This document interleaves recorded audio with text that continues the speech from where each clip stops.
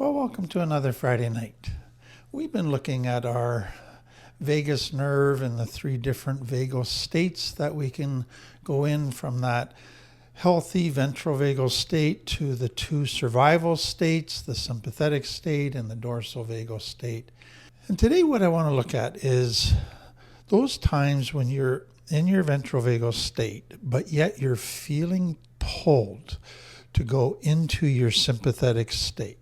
So something inside of you is just like gravity, just making you get to that point where you're just on the tipping point of something in me really wants to go into survival mode. Something in me wants to stay in ventrovagal, but I'm really feeling torn.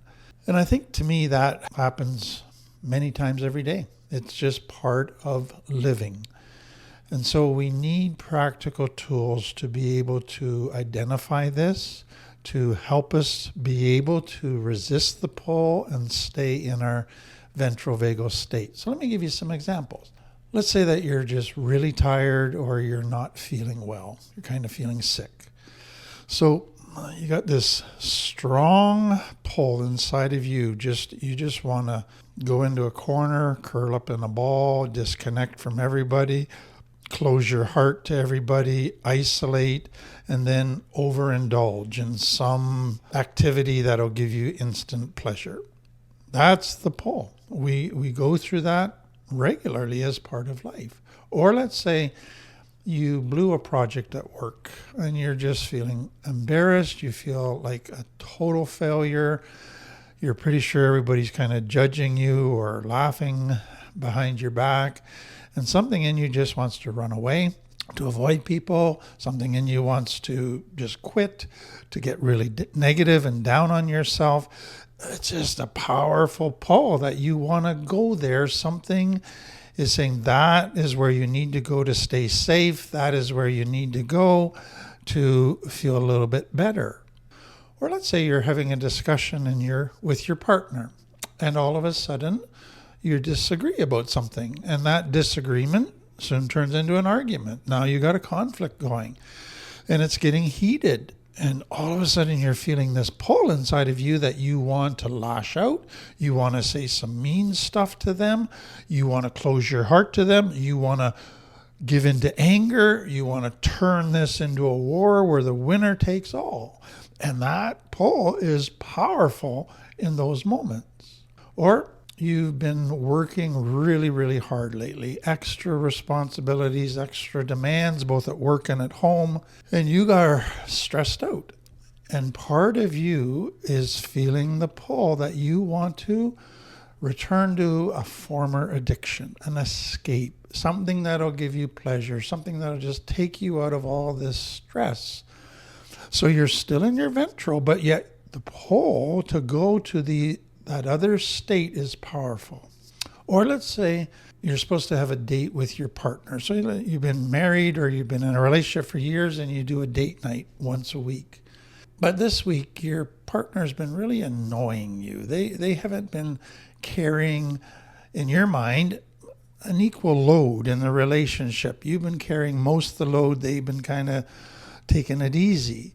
And you're quite annoyed with them. And so you go into this. Part of you wants to be in that safe ventral state with an open heart, authentic, connect with them. But part of you wants to punish them. Part of you wants to be passive aggressive and withhold love from them and take little shots at them and not really allow for healthy intimacy. Or final one, you need to sit down and do your taxes, but you hate doing your taxes. Taxes creates all kinds of anxiety and fear inside of you. And so part of you, seeing that you need to get your taxes done, is saying, I got to do this. The other part of you is pulling you to let's avoid, let's procrastinate. You just want to run away. So I hope what you realize is this is a daily experience for everybody, regardless of how healthy, is you want to have your ventrovagal system as your place where you're anchored, but you realize that there's currents in the water that are pulling you. And that pull makes you want to leave your ventrovagal state and go to a survival state.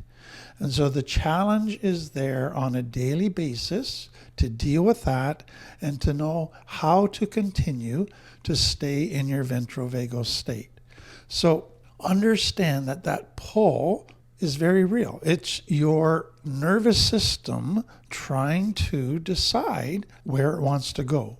Is the stress so great I need to go to survival, or can I stay in my ventrovagal and manage what is going on? That's reality. The key thing, I think, big picture, is you don't stop the pull by trying to overpower it, by trying to fight it. The better approach is to find a place of safety that is more wonderful than going to that survival state. And so you want to anchor in safety quickly so that you don't go off the tracks. That becomes really, really key. So picture a child that grandma's making cookies and they're really wanting cookies. And so what does grandma do? Does she leave all the cookies there and just say, don't give in to your urge, look at those cookies, but don't give in to it? No, grandma says, hey, let's go do this. They distract them, they get them to something healthier, something that's going to be even more rewarding to the child. Or picture a child that has a predator trying to entice them to go into their van so that they can abuse them, and they're offering them candy, they're offering all kinds of things. The child can sit there and try to argue with the predator, try to fight the predator, or the child can run to mom and dad to safety and get hugged, get snuggled. So instead of wrestling, they snuggle. That's really what we're going to be looking at here as we try to handle these two conflicting nervous system pulls. So let me give you some very practical tools. So you're becoming aware of this pull that's going to take you out of your ventrovagal. Now, you may not realize at first that it's pulling you into a survival state. You just feel it pulling you, and part of you goes, oh, that sounds good, but you haven't quite pieced together yet what's going on. But you quickly begin to realize this is dangerous. This is going to take me into a sympathetic vagal state where I am going to react. I am going to do stuff that I'll probably later regret. So I got to resist the pull. So what do? Number one is try to interrupt the surge that is building in your body that wants to go into survival state, that wants to release cortisol and adrenaline and give into the pull. So before all of that starts spiraling, you can take some deep breaths, do some breathing. Or for some people, they can hum or sigh audibly, or they can ground themselves, press their feet on the ground and just be conscious of where they're at. So you're physically doing things that's helping your brain stem and your limbic system to calm down and to ground yourself in the present. Or, like we talked about last time, you can visualize a handbrake where you're squeezing the handbrake to slow yourself down. So what's happening as you do that is you're sending a message to your ventral system that we've got this, we're safe enough, we can handle this. Then it's important to slow the momentum down further and not engage the trigger that you're feeling. If you give into it, it speeds up the trigger. It takes you very quickly. And so many people, when they feel that pull, they can do the breathing and grounding, but then they go, I got to pause. I got to go take 10 minutes to cool down, to think, to walk around. I got to physically get out of this room, away from the triggers, the stuff that I'm feeling. And so you do stuff very consciously to slow the momentum down, to take a break from it. So again, it's critical to understand you're not avoiding at this point. You're giving your nervous system time to be able to regulate itself. So that pause element. Then it's important to orient yourself again to safety. So as you're feeling the pull, your nervous system is starting to want to go to vigilance, to scanning for threat. You have to kind of redirect it. And so that's where, again, another type of grounding is you can get yourself to notice 5 different things that you can see, different shapes, colors, light.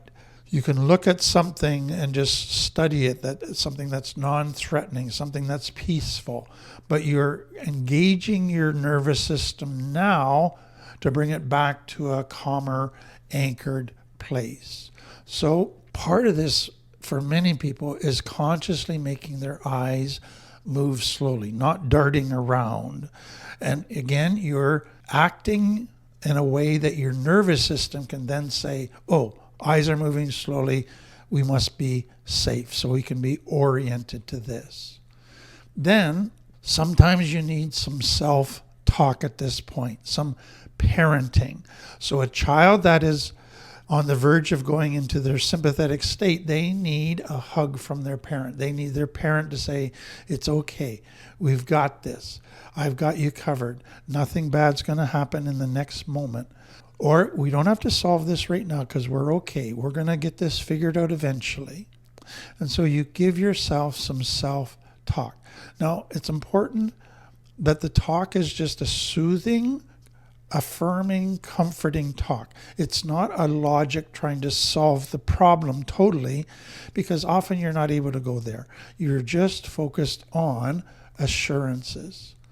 And then you've got some energy building up inside of you. And so a lot of people, they find ways to let that energy be vented in healthy ways. So instead of giving into fight or flight, let's just roll our shoulders or our neck. Let's press our palms together.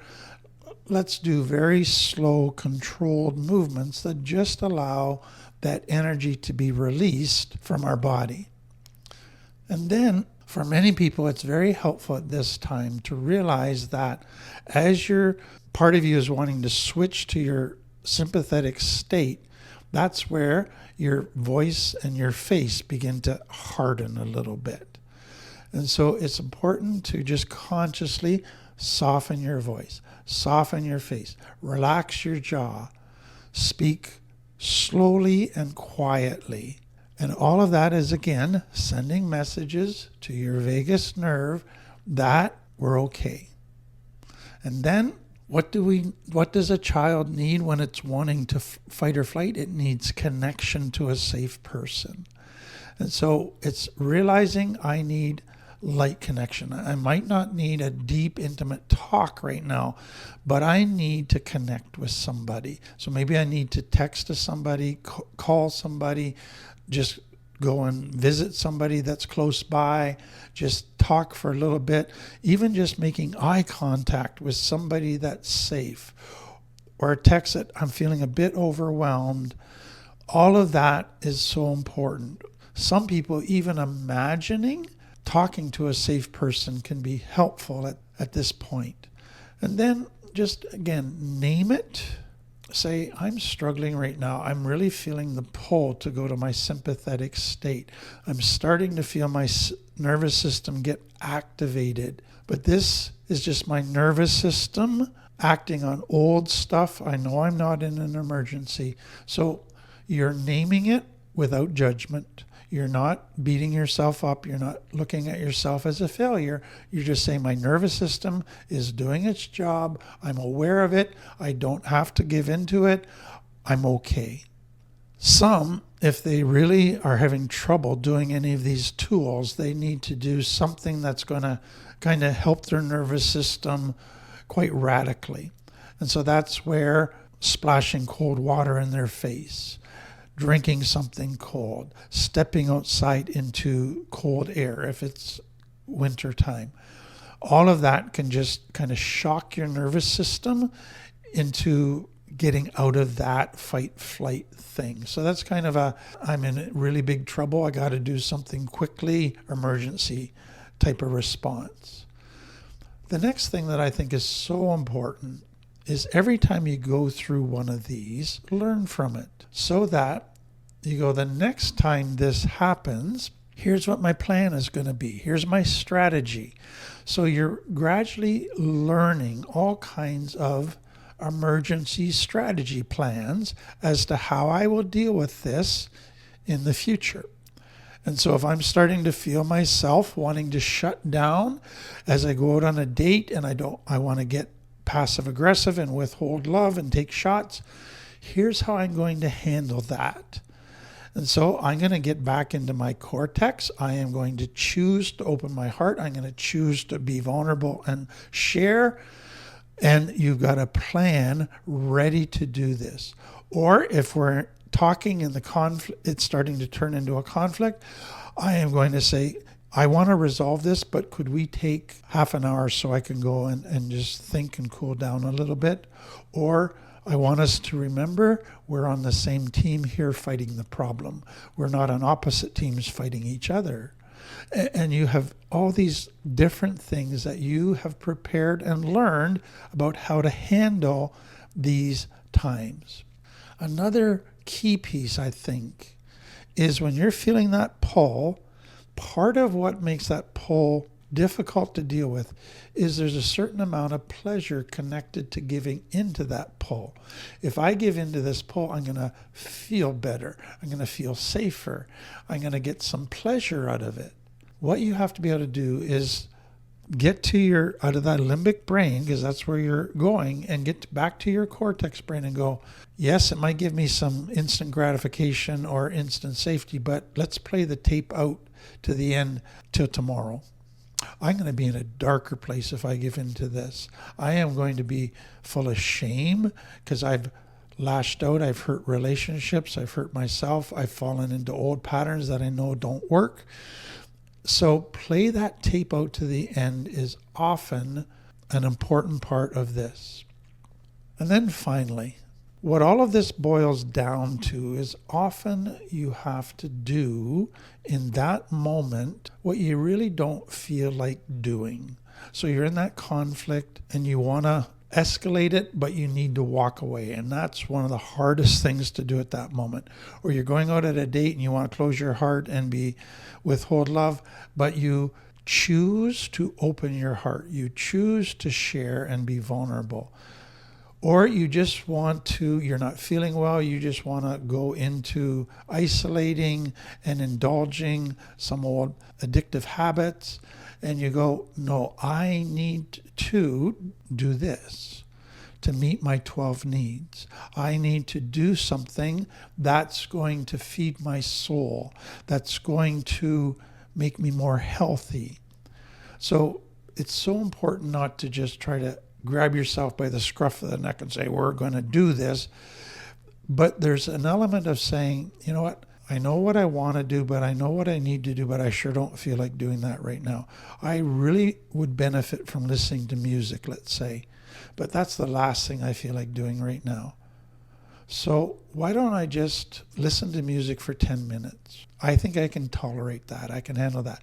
And what you usually find is as you listen to music for a few minutes, something starts shifting inside of you. And all of a sudden, you want to continue listening to music. And so it's like that grandma with the child wanting a cookie, and the grandma distracts, say, let's go do this. And the child doesn't want to do this. The child wants to stay looking at the cookies. But grandma knows that if the child will give it a chance and go and do that and focus on that, pretty soon they'll want to do that. They'll forget about the cookies. That becomes what every person has to learn for themselves, how to do that. And so I can try and fight, but at some point I got to do what I know is healthy for me, even though I don't want to. But I know if I do it for a bit, pretty soon I'm going to want to. That becomes key. So just let me remind you, what doesn't work well? Don't just depend on just logicking your way out of this as the only solution. Don't depend on just trying to force yourself to do the right thing as the only solution. You gotta nurture. You got to have self-compassion. And so don't judge yourself. Because if you do all of those things, what you're really doing is you're giving into the sympathetic state and then trying to keep yourself doing the right thing from your sympathetic state, and it's not going to work. You have to stay in connection. You have to stay in meeting your 12 needs, in self-compassion. That becomes so critical. So I hope this helps you, because this is something we all deal with every day.